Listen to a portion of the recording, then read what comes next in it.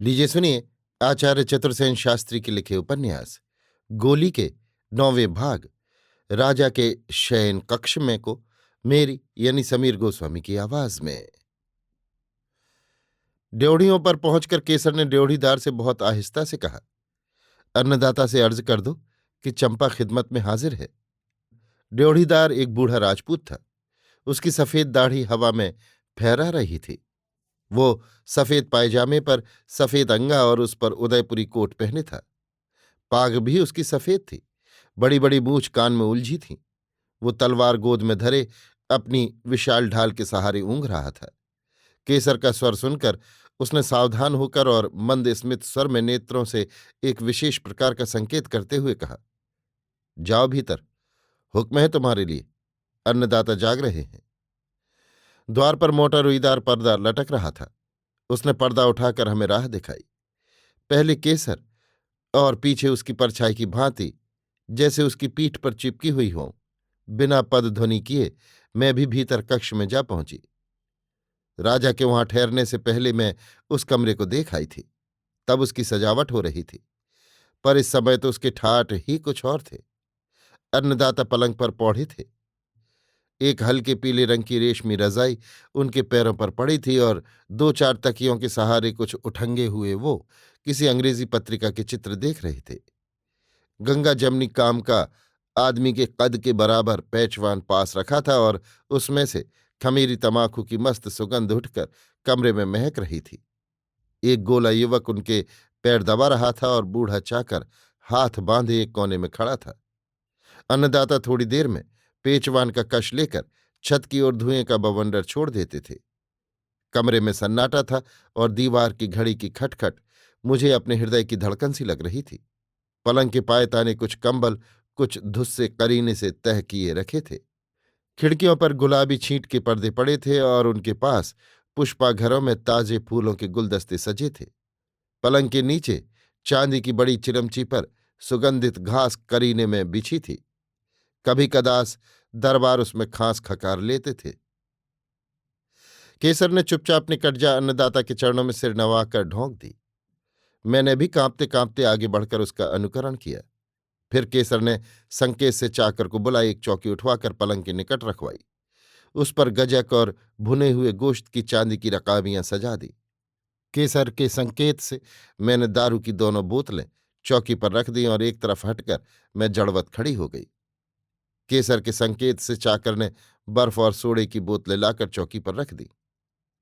फिर केसर ने सुवासित पानों की बीड़ों से भरा हुआ चांदी का पानदान बगल से निकालकर चौकी पर रख दिया।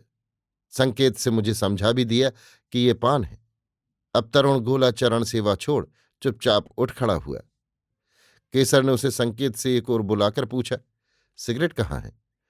गोले ने बक्स से सिगरेट से भरा चांदी का डिब्बा और दिया सलाई लाकर चौकी पर रख दी। अब केसर ने आंख उठाकर चारों ओर देखा और बूढ़े चाकर से संकेत से पूछा, सब ठीक है या कुछ? चाकर ने संकेत ही से कहा, सब ठीक है। केसर ने पूछा, पेचवान पर तेरी ही चाकरी है? बूढ़े ने हामी भरी तो केसर ने कहा, तो तू बाहर बैठ। फिर उसने तरुण गोले से भी संकेत से चले जाने को कहा। गोला कक्ष से चला गया। इतना तूम तड़ाम हुआ, परंतु अन्नदाता को जैसे कुछ मालूम ही न हुआ। वो उसी भांति चुपचाप उस पत्रिका के पन्ने पलटते और पेचवान का कश खींचते रहे। हमारे कक्ष में आने के बाद एक बार भी उन्होंने आंख उठाकर हमारी ओर न देखा। मुझे ये देखकर भारी आश्चर्य हो रहा था कि केसर सब सामान इस प्रकार जुटा रही थी जैसे वर्षों से वो अन्नदाता की सेविका रही हो, उनकी आवश्यकताओं और आदतों को जानती हो। अंत में उसने जल की झारी को अच्छी तरह जांच कर देखा। चांदी की झारी जल से भरी हुई थी। गिलास पास रखे थे। उसने दारू पीने के पैग और गिलासों की ओर देखा। संकेत से मुझे दिखाया। 3-4 तौलिए भी उसने वहां रख दिए। ये सब काम खत्म करके उसने एक बार फिर कमरे में चारों ओर देखा और संतोष की सांस ली। फिर उसने साभिप्राय मेरी ओर देखा। मैं तो भीतर चकिता हिरणी की भांति उन साभिप्राय आंखों को ताकती ही रह गई। रास्ते भर उसने बहुत सी सीख दी थी। उसमें से कुछ मैंने समझी, कुछ नहीं समझी। जब वे सब बातें और आगे पीछे होने वाली घटनाएं इतनी तेजी से मेरे मस्तिष्क में घूमने लगीं कि मेरा सिर चकरा उठा। तब मुझे ऐसा प्रतीत हुआ जैसे मैं कभी बेहोश होकर गिर जाऊंगी। परंतु इसी समय केसर ने आगे बढ़कर अन्नदाता के चरणों में प्रणाम किया और स्थिर शांत स्वर में कहा, मैं हुजूर की खिदमत में ड्योढ़ियों पर हाजिर हूं। और वो एकदम मुंह फेर कर चल दी और पर्दा उठाकर कमरे से बाहर हो गई। कमरे में अब मैं ही अकेली राजा के साथ रह गई। मैं पीपल के पत्ते की भांति कांप रही थी। मेरा शरीर पसीने से भीग गया था। जीभ तालू से सट गई थी और मैं किसी भी क्षण बेहोश हो सकती थी। राजा ने अब पत्रिका एक ओर फेंक दी।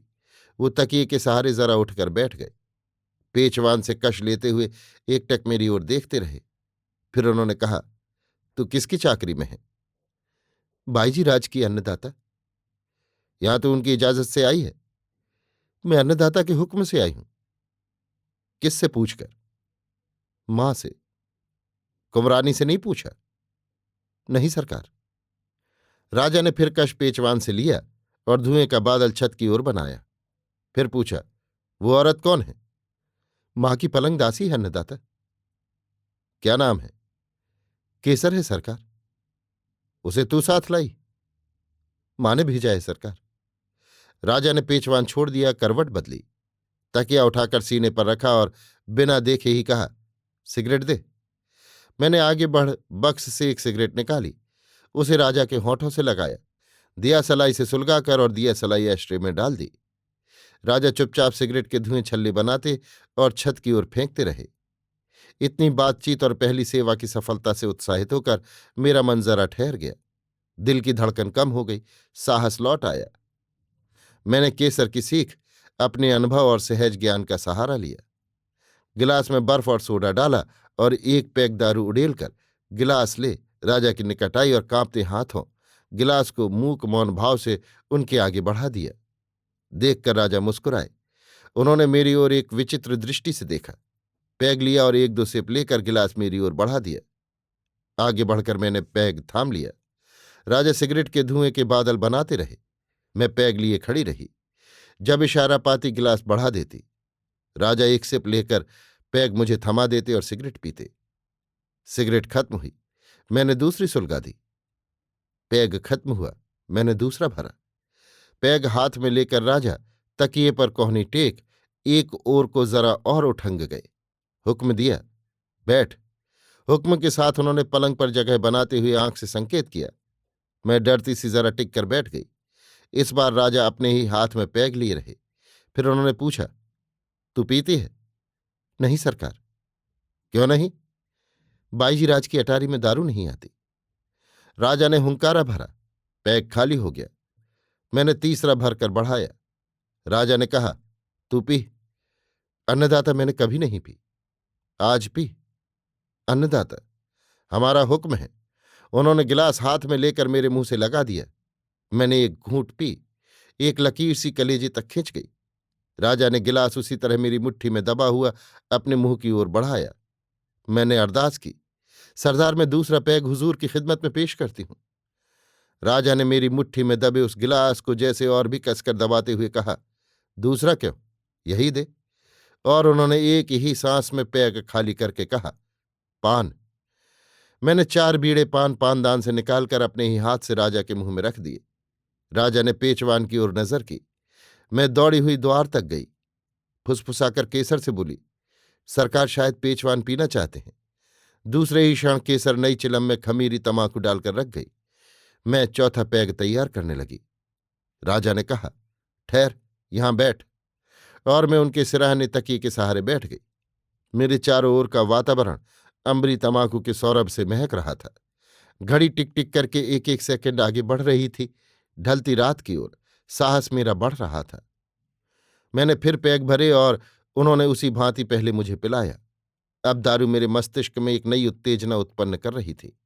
सारे शरीर से एक नई सिहरन उठ रही थी। मैं ढीठ और साहसी होती जा रही थी। रात ढल रही थी और पैग खाली हो रहे थे। पान, सिगरेट और पेचवान अपनी अपनी बारी से आते थे, जाते थे। उस एक ही रात के कुछ क्षणों में जैसे मैं जन्म जन्म की पलंग सेविका बन गई थी। एक अवश्य आसक्ति मेरे हृदय में भरती जा रही थी। और जब अभी आप सुन रहे थे आचार्य चतुर्सेन शास्त्री के लिखे उपन्यास गोली के 9वें भाग राजा के शयन कक्ष में को मेरी यानी समीर गोस्वामी की आवाज में।